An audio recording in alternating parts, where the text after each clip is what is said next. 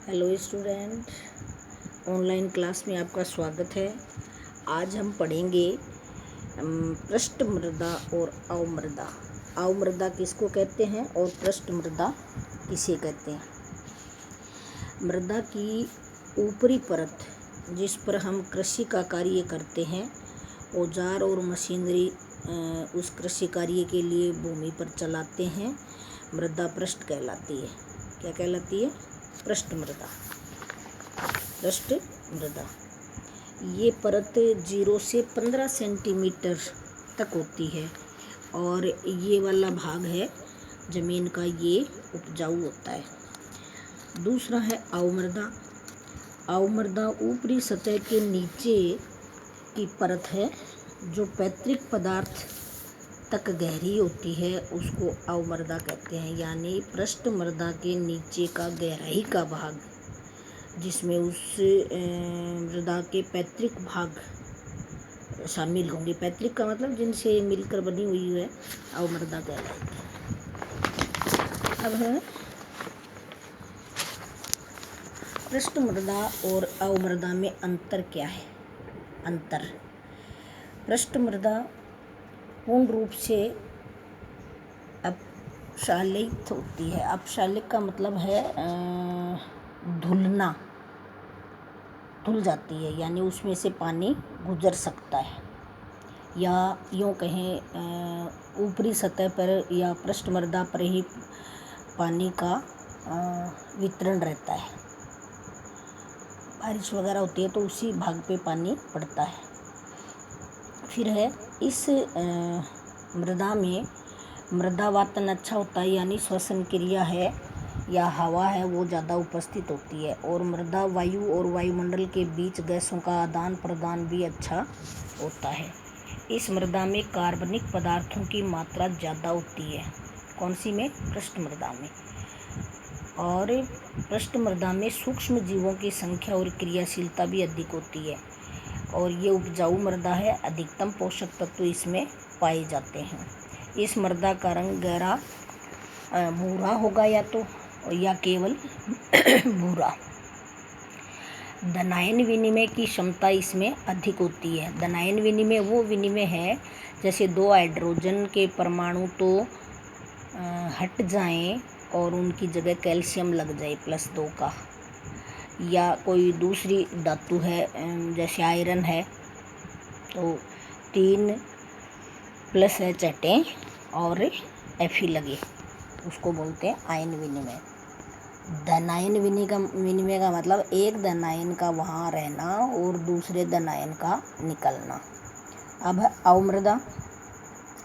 अवमृदा आंशिक रूप से अपशालित होती है, यानी पूरी रूप से वो पानी से भीगी हुई नहीं रहती है। या नीचे का धरातल है तो रिस के पानी जाता है उसमें, रिस के।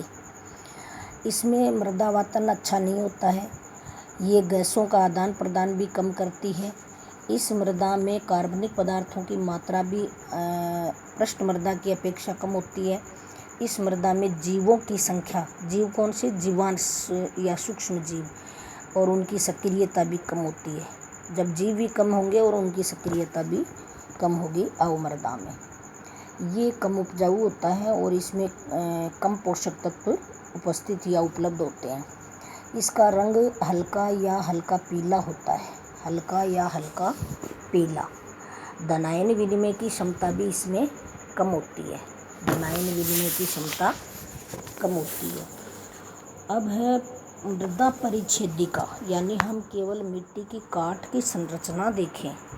मिट्टी की काट की संरचना का मतलब है लंबाई, चौड़ाई और गहराई में कोई गड्ढा बनाएं और उस गड्ढे में फिर ज़मीन के सनिस्तर देखें। खड़ी काट करें, ज़मीन में गहरा सा गड्ढा बनाएं तो मृदा का ऊर्ध्वाधर या खड़ा काट लगाने पर ऊपरी धरातल से मूल पदार्थ तक विभिन्न मृदा परतें हमें समानांतर में दिखाई देती हैं, दाएं से बाएं, जिन्हें हम सन स्तर या मृदा की परतें कहते हैं। मृदा के इसी ऊर्ध्वाधर खंड या काट करने के उपरांत हमको सनिस्तर दिखाई देते हैं। मृदा के ऊर्ध्वाधर अनुभाग में विभिन्न सनिस्तर दिखाई देते हैं। इन सभी को हम मृदा परिच्छेदिका कहते हैं। जो मिट्टी की संरचना में स्तर हैं उनको मृदा परिच्छेदिका का मतलब है काट कर देखने पर दिखने वाले भाग। मृदा परिच्छेदिका को 4 लेवल में बांट सकते हैं और कैपिटल लेटर से लिखेंगे इसको। एक तो है O, एक है A, B, C। पहले O करो फिर A, B, C। कितने भाग हो गए? 4। C स्तर के नीचे ठोस चट्टानें होती हैं। बेड रॉक या ठोस चट्टानें R भाग में यानी ज़मीन की गहराई में। तो O भाग है, उस पे अल्प विघटित कार्बनिक पदार्थ होते हैं। O को भी 2 में बांट दिया, O1 और O2। बुक में चित्र दिया हुआ है, मैं अलग से भी डाल दूंगी। तो अल्प विघटित भाग है O1, पूर्ण विघटित भाग है O2। फिर A है वो 3 है, ह्यूमस वाला खनिज युक्त पदार्थ जिसमें हो ऐसा सनिस्तर, निक्षालित सनिस्तर और परिवर्तनीय सनिस्तर। फिर B है वो भी 3 है, परिवर्तनीय सनिस्तर इसमें पहले होगा, निक्षेपित बाद में होगा। और फिर लास्ट वाला है इसका अंतर्वर्ती सनिस्तर। C है वो अपक्षयित पैतृक पदार्थ। और R भाग है वो कठोर चट्टानों वाला भाग। और ऐसे मृदा निक्षालन सनिस्तर और अंतर्वर्ती सनिस्तर 2 में बांटा है मृदा सोलम को। जो ऊपरी भाग और निचली भाग, कठोर भाग और ऊपरी मिट्टी जो इधर उधर आने जाने से उड़ती है, पाँव के साथ उछलती है, उसको छोड़ करके बाकी का गहराई का भाग वो कहलाता है मृदा सोलम।